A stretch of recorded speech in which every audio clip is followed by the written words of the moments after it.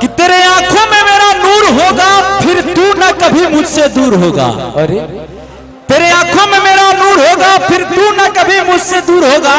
सोच उस पल जान क्या गुजरेगी जिस पल तेरे मांग में मेरे नाम का सिंदूर होगा। इतना ढेर लोग आगे बढ़ गए भाई बा। अच्छा सुनो, अच्छा इनकरा खातिर को भोजपुरी में भाई शेर को दी भोजपुरी में राजा ने सुनो कि नजर ही नजर में आंख चार हो गई और तोरा नैना के तीर हमरा दिल के पार हो गई। नजर ही नजर में आंख चार हो गई तोरा नैना के तीर हमरा दिल के पार हो गई। ये तो जिस्म हमार हमेशा हमारे रही लेकिन दिल से धड़कन भी निकल के तुहार हो गई। हम चाहता नहीं कि एहन लोग के तनी मनी परिचय ना करा देबो तू। हाँ भाई परिचय तो हमो से देता नहीं, ये लोग में हम परिचय करा देता नहीं। तनी तुहार माइकवा बोल जाए ओकर बाद परिचय करा दे। हो गया आइए सब सुनो ना। पहले एक मिनट देखिए भैया, हम उचित समझता नहीं कि हम लोग के जब परिचय करा दिया वैसे कि अगर घरे जीवन लोग तो भाई कबो ना तीन जानी डांस करत रही लोग वो में जोन भी नाम होई तो लोग नाम धरे कहबो कि गुड़िया बड़ा अच्छा डांस करत रही, रानी बड़ा अच्छा डांस करत रही। तो ऐसे हम चाहते नहीं कि नाम बतावल नाम पूछल बड़ा अति आवश्यक। यही से हम चाहते राजा भैया कि इनकर तनी परिचय तू करा दो। इधर आइए, इधर आइए। हमारे भाई लोग को ये बता दीजिए। एक मिनट ये हाथवा को छोड़िए ना भैया मेरे। अच्छा ये बताओ परिचय तो भाई मुंह से करा के बता, हाथ गोड़ काहे पकड़ता रहो का हो भैया? हम तो कहनी आप परिचय करावे के बिना हाथ धइले परिचय कैसे कराई हम? अरे वही तो पूछ रहे हैं ना। आप ठीक बोल रहे हैं इसलिए ना भैया। हाँ देखिए ना क्यों हम लोग आपस में कर रहे हैं। देखिए अभी तुरंत 1 मिनट में पता चलेगा। देखिए राजा भैया, हाँ हम कहनी है कि इनका नाम पूछेंगे लेकिन तू लोग हाथ गोड़ पकड़े भाई। हम ऐसे कहता नहीं भैया। देखिए भैया लोग ये बहुत लोग सब लोग जानेला कि अंकुश राजा तुमको भाई वालो भैया। देखिए भैया भैया हम परिचय काहे कराओ तनी देख ले। ये सभी लोग जाना था कि अंकुश राजा तुमको भाई वालो लेकिन बड़ी कम लोग जानेला कि एमे बड़ के हो छोट के हो।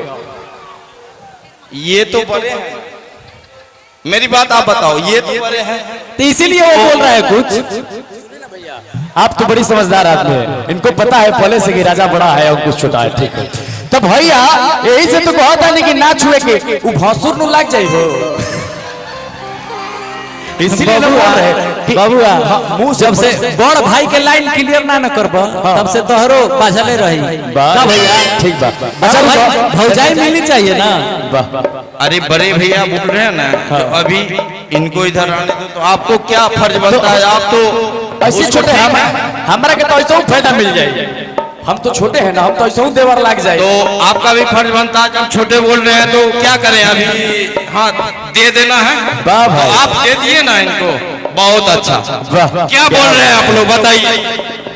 अरे आप लोग क्या बोल रहे हैं? अरे बोलो भाई लोग। लेकिन लेकिन हाँ, परिचय करा था। हाँ, हम ये जानता नहीं हाँ कि दूध के ऐसे हम कहता नहीं हाँ कि भौजाई बना लेबो तो अच्छा रही। हाँ कैसे कि हमरा अंदर इनका खातिर फीलिंग जाग गइल बा। ऐसे कहता नहीं। हाँ बोलो कि जैसन सोचले रहनी ओइसन धनिया मोर बारी। कि जैसन सोचले रहनी ओइसन धनिया मोर बारी। आहै अंकुशवो से गोर बारी हो। ए पर तो लोग खुश हो गए भाई। अंकुश अब तो छोटे छोटे हो गए भाई अंकुश हो से बिजोड़ बाड़ी आ गोर बाड़ी। ये माने भाई भाई में लड़ाई का करे भाई ये लड़की के चलते हो। नहीं अब तो छोटे छोटे हो गए। हाँ तो सुनी ना अब हम एक बात कह दी। अब देखो भाई लोग हमारे बात अच्छा लगी तो ताली बजाइए ऐसे ना। सुनो राजा भैया तुम्हारा खाते इनका खाते तोरा खाते भाई कहता नहीं। हाँ कि जैसन सोचल रहले वैसन धनिया तोर बिया। देखो राजा भैया तेरे जाता तो रोजो भैया तेरे लगा तो ठुक के हमरो देले तो ही एक दिन रहे के चाहिए का हो भाई। ऐसे कहता है भाई लोग कि जैसन सोचल रहले वैसन धनिया तोर बिया। सुनो आ हई बाकी पाड़ा लत खोद पिया। भाई भाई लेकिन प्यार ना कम होखी। यही से हम कहते नहीं हाँ बोलो कि आई लव यू रानी, अरे I love you Rani, I love you. छोड़े ना सुने, ये पगला आदमी है, इसका काम, इसके चक्कर में मत रहिए, हमको इंग्लिश आता है। अरे कि आई लव यू रानी, अरे I love you Rani, I love you. और सुनो, हम है तोहार हमर तू रानी, आई लव यू। हमरा तो नहीं, सुनो यही से कहता नहीं, सुनो। अरे कि एहो रानी तोहरा से हम प्यार करीला ज्यादा, बड़ी प्यार करते रे पगली, बहुत प्यार करते। हाँ अब तू हमारी बात सुनो, बोलो। जो ज्यादा बोलता है वो प्यार नहीं करता है, वो जाल फरेबी होता है। इसलिए हम बोलते हैं कि अरे हई अंकुशवा के बात में आई हाँ ना एकर ठीक ना लागे इरादा। हमारा ही नहीं के बुझात कि लड़की के चक्कर में काहे भारी तू इतना लड़ता। सुन, अरे किए हो रानी तोहरा से हम प्यार करीला ज्यादा। सुना कि हई अंकुशवा के बात में आई हाँ ना एकर ठीक ना लागे इरादा। अच्छा ठीक बा, हमारा इरादा ठीक नहीं के, लेकिन सुनो सुनो भाई, तो लोग इतना लोग के बीच में एकदम खुलेआम बोल रहा बानी करा ले, आ जो लोग बात तरह ठीक लगे हुए करिया, हमार बात अच्छा लगी तो हाला करिए, ताली बजे ऐसे ना भाई। हाँ अरे की चीज गोरी बढ़िया हई बेटा हर के चिन्ह, सुनो अरे तो चीज गोरी हई बढ़िया अब कहार के चिन्ह। हमार बात अच्छा लगी तो ताली जरूर बजाइए भाई, हाला करिए। हम ऐसा कलाकार ना है कि ऐसे ही बिना मालूम मतलब के हाला करबो लोग ताली बजबो लोग, जब बात पे बात जाके जब दिल में लागी तो। और की चीज गोरी बढ़िया अब कहार के चिन्ह, सुनो हई दोनों में से असली भातार के बबुआ बड़ा बड़ा तेज बाड़े तो। अरे लो यही से कहते नहीं कि चीज गोरी है फाटल बांसवाड़ के चिन्ह, बड़ा पगला आदमी है भाई। कि चीज गोरी है फाटल बांसवाड़ के चिन्ह। सुनो देखो भाई, राजा भैया बड़ आदमी हमरा कहे के ना चाहिए, लेकिन कह देता नहीं। लड़की के चक्कर में इतना मतलब लड़की के प्यार में इतना पागल हो गई कि अपना भाई के भी कुछ बोल देता, कहता कि फाटल बसावा। अच्छा ठीक बा, सुनो तब एगो और बात कहते हम, अरे किए हो रानी हई भड़ुआ चार के चिन्ह। अरे जिया हो, अरे हो रानी भड़ुआ चार के चिन्ह। हमारा खातिर चुनाव तो ढाल तो भाई, हमारा खातिर रुको हमारा खातिर अगर जितना लोग के हमारे बात अच्छा लगे तो दोनों हाथ उठा दे भाई लोग, दोनों हाथ आ सबके ताली बजा दो।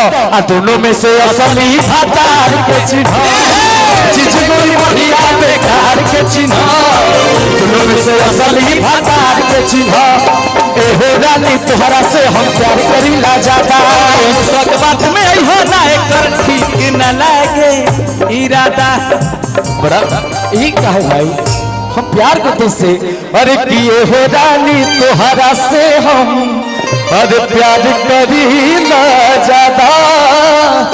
अरे तहई पिंटू मुखिया जी कहत बाड़े कि अंकुशवा के चक्कर में आई हा जन एकर ठीक न लागे इरादा। कि एहो रानी हई घर या हई बाजार के चिन्ह। अरे ओकर बात छोड़ो, सुनो बताओ तनी। अरे पढ़ा लिखा आदमी नहीं है इसलिए बोल रहा है। सुनो कि ये हो रानी हई पढ़ले आ गवार के चिन्ह। ओ गांव का लड़का है उसको नहीं समझ में आता कि ये हो रानी पढ़ले आ गवार के चिन्ह। आ दोनों में से असली भातार के, ये हो रानी बढ़िया बेकार के चिन्ह, दोनों में से असली भातार। भैया भैया भैया अरे बुआ बोलो, लड़की बहुत खराब जात होली सब। हाँ कैसे पसंद है है भाई? हमारे बबुआ भैया पिंटू मुखिया जी दोनों लोग दिखाता रहे। हाँ का यही से हम कहता नहीं हाँ कि अरे लड़की भी ना प्यार को सीरियस लेती है, असो में से 90 को धोखा देती है। ये बात सच्चाई में भाई कि ये हो रानी तुहरा इका में नहीं आई। प्रहलाद में इसलिए बोले कि ये हो रानी तुहरा इका में नहीं आई। अल्लाह भच भरी छोड़ के भाग जाए। सुना है ने अरे कि अरे हई ओकरा के छोड़ाऊ करेला बड़ा तंग हो। अच्छा कि ओकरा के छोड़ाऊ करेला बड़ा तंग हो, आ हम ही छोड़ाई बे हई जवानी के जंग हो। ए भाई कबो कबो जीत जाता ना, ठीक हो, लेकिन सुनो हम तो भाई सच्चाई बात कहते नहीं कि ये हो गोरी तुहरा इका में नहीं आई। अल्लाह भच भरी छोड़ के भाग जाई। बबुआ इनकर दर्द बुझा, का? लेकिन इनकरा बारे में हम कहता नहीं हाँ कि तू कुछ कला, हाँ लेकिन ई हमार है या हमारे रहे हैं। बात समझ रहे ना? तुहरे रही है। हाँ ऐसे कहता नहीं हाँ कि तेरे आंखों में मेरा नूर होगा, फिर तू ना कभी मुझसे दूर होगा। अरे तेरे आंखों में मेरा नूर होगा, फिर तू ना कभी मुझसे दूर होगा। सोच उस पल जान क्या गुजरेगी, जिस पल तेरे मांग में मेरे नाम का सिंदूर होगा। इतना ढेर लोग आगे बढ़ गए भाई बा। अच्छा सुना, अच्छा इनकरा खातिर हम भोजपुरी में भाई शेर कह दी। भोजपुरी में राजा ने सुनो कि नजर ही नजर में आंख चार हो गई, और तोरा नैना के तीर हमरा दिल के पार हो गई। नजर ही नजर में आंख चार हो गई, तोरा नैना के तीर हमरा दिल के पार हो गई। ये तो जिस्म हमार हो हमेशा हमारे रही, लेकिन दिल से धड़कन भी निकल के तुहार हो गई। भैया एगो प्रेमी के बात हो, हाँ कि ये हो गोरी तुहरा इका में नहीं आई। अल्लाह भच भरी छोड़ के भाग जाए। और तो दोनों भाई देखो, अच्छा इनका ले पूछल जाओ। अच्छा ये बताओ कि तू हमरा से प्यार करता रहू क्यों का से तने बता दो तो। पूरी दुनिया से करूंगी आप दोनों को छोड़ के।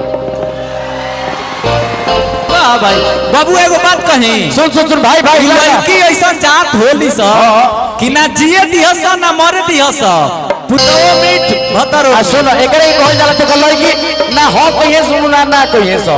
अब देखो माने दोनों लोग हमने के मरत रह जाओ, कहे के मतलब कि दोनों में से कोनो के ना है। सब लोग से प्यार करे लू तू है तो ये सब लोग एक बार आई लव यू बोल दो तो हमें।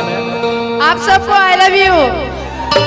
ए अरे तनी आई लव यू टू बोला लोग तब ना अच्छा लगे। आई लव यू टू बोल देखो, आई लव यू टू कहता। सुन ना हैंड से आई लव यू 100।